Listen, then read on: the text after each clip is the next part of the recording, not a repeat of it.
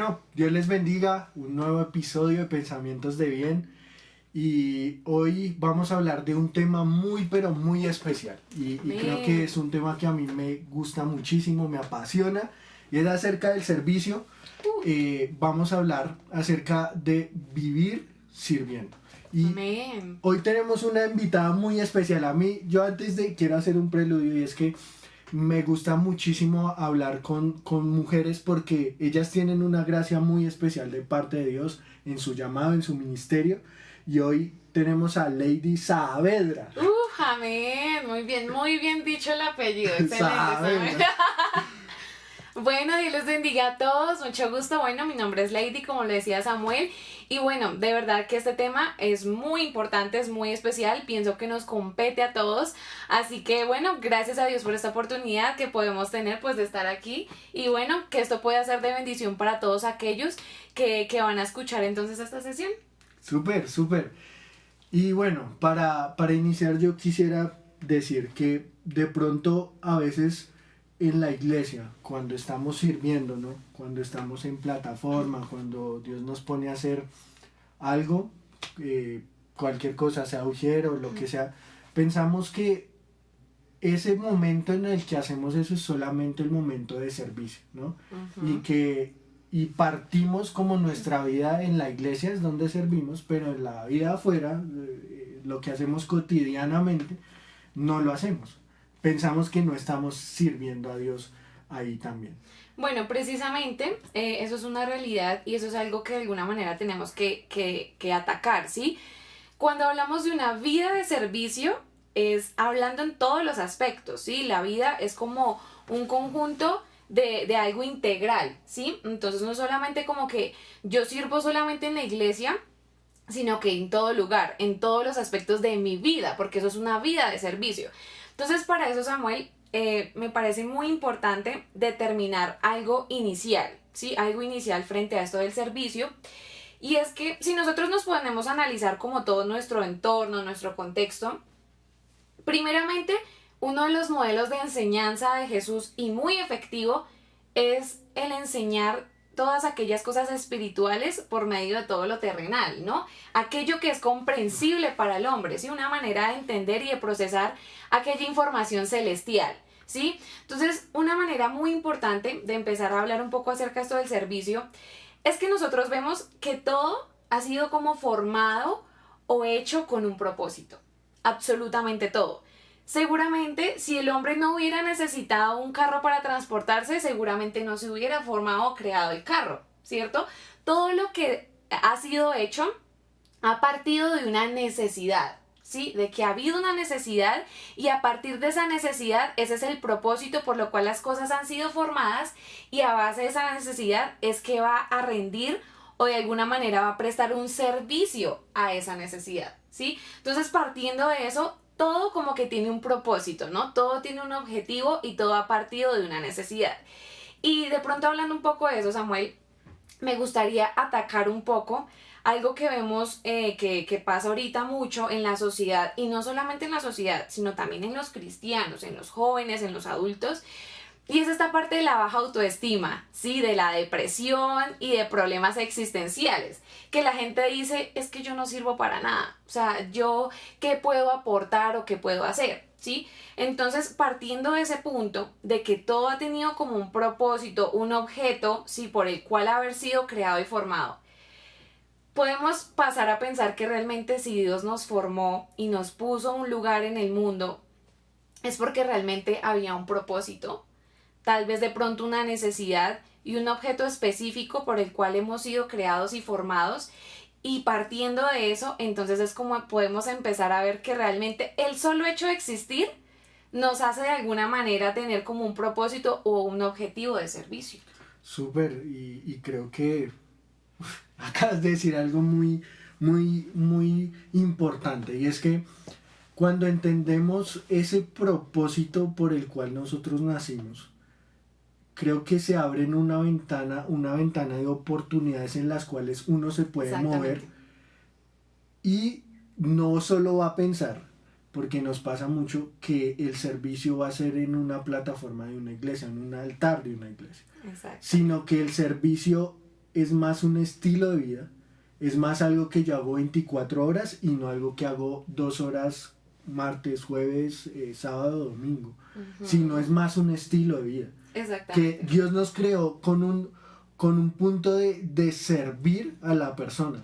Y creo que dices algo muy, muy importante, y es que debemos, una de las tareas para encontrar ese propósito, ese llamado, es buscar en lo que Dios ya depositó en nosotros. Exactamente. Y es más, mira que el servicio, esta parte del servicio, podemos decir que tiene como un olor y un color especial. ¿Sí? Esta parte del servicio tiene como un olor y un color especial. Y ese color y ese olor especial es el despojo y la entrega. Lo que tú decías es sumamente importante. Cuando hablamos de una vida de servicio, entonces partimos desde ese punto, como que sí, hemos sido formados para algo. Entonces quiere decir que tenemos una utilidad, ¿sí? Hay unas habilidades, hay unas herramientas y unos conocimientos. Entonces, cuando empezamos a hablar de eso, entonces hay un despojo y una entrega. Entonces, para servir, yo tengo que tener algo que entregar. Y mira que lo que acabas de decir tiene tanta unción, parce, en serio. Porque nosotros confundimos servicio con posición. Y servicio, Jesús, o sea, nosotros decimos servicio, posición. Pero Jesús borró eso y lo que dijo fue servicio igual a sacrificio. ¡Uf, excelente! O sea, ¡qué lindo! Qué bueno es uno entender que el servicio no es posición. Exactamente. Y lo que tú dices del sacrificio lleva a un punto clave y fundamental. Jesús no solamente nos dijo como, oigan, sirvan. Él mismo sirvió primero, y es lo que hablábamos. Hay un texto en la palabra que dice que el Señor no vino a ser servido, sino que Él vino a servir. Y lo que tú hablas es muy importante acerca del sacrificio, porque partiendo del ejemplo de Jesús, porque si nosotros vamos a hablar de ejemplos para hablar de muchos temas, Jesús es el indicado, ¿sí? Sí. Y hablando de servicio, lo que yo te decía, cuando alguien es formado con un propósito, todos hemos sido formados con un propósito, hasta las cosas, lo que hablábamos, este sofá para yo sentarme aquí, estar en la entrevista, pero digamos que Jesús inclusive fue formado hablando desde su humanidad, desde el plan que se había establecido desde Génesis, fue formado con ese propósito de sacrificio, de dar su vida por la humanidad.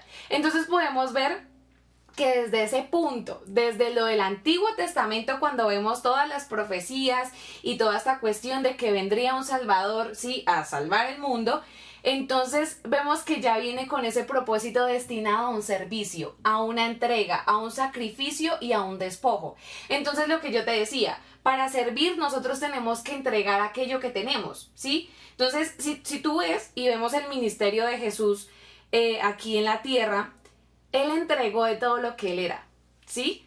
Otras personas no hacían milagros, otras personas no resucitaban muertos, pero Jesús servía de esa manera porque eso era lo que Él era y lo que Él tenía, porque era Dios, ¿sí? Entonces, ¿quién más podía resucitar sino solamente Dios? Entonces, hablando en esa parte de los milagros, Jesús iba entregando esas porciones de lo que Él era y de lo que Él tenía en un servicio, ¿sí? De amor, de compasión y de misericordia. Esto también me hace recordar como ese texto que dice que no quebrará la caña cascada ni apagará el pábilo que humeare, ¿sí? Hablando de aquellas personas que de pronto ya estaban al borde de la desgracia, de la locura, de la enfermedad, pero Él no vino a quebrar eso tan debilitado, sino que vino a restaurar, ¿sí? Entregando aquello que Él tenía y eso que Él era, y que es, pues, que es amor, servicio y sacrificio. Imagínate que en Mateo nos da un poco de luz en cuanto a cómo nos movemos nosotros como hombres. Mateo capítulo 20 dice que Jesús va rumbo a Jerusalén. Y yo me imagino que en su humanidad él estaba acongojado, estaba triste. Entonces le comparte a sus discípulos, a sus amigos, a sus compas, a sus parceros. Les dice, hey, me voy a morir, pero voy a resucitar, voy a ser lacerado, me van a humillar. Y dice en un evangelio, en el evangelio de Mateo, que fue la mamá de Jacobo y de Juan, o de Santiago y de Juan. Y la madre de Jacobo y de Juan, o Santiago y Juan, en el evangelio de Marcos, dice que fueron ellos los que les preguntaron. Jesús estaba compartiendo esto muy triste y él estaba acongojado. O sea, imagínese uno saber que se va a morir. Y de la forma en que iba a morir. Y de la forma que iba a morir, que él sabía que iba a tener que pasar un martirio completo. Y lo que se les ocurre a ellos es decir, venga, él está narrando eso, ¿no? Les dice, Sí. venga, cuando usted esté allá, yo quiero que mis hijos, uno se siente a su izquierda y uno se siente a su derecha. O sea, lo que les estaba queriendo decir esta madre a Jesús es, yo quiero que mis hijos en su reino sean relevantes, importantes, tengan posición, tengan posición, porque aunque de pronto nosotros no queramos, eso es lo que nos lleva a nuestra carne, la humanidad nos lleva a querer sobresalir.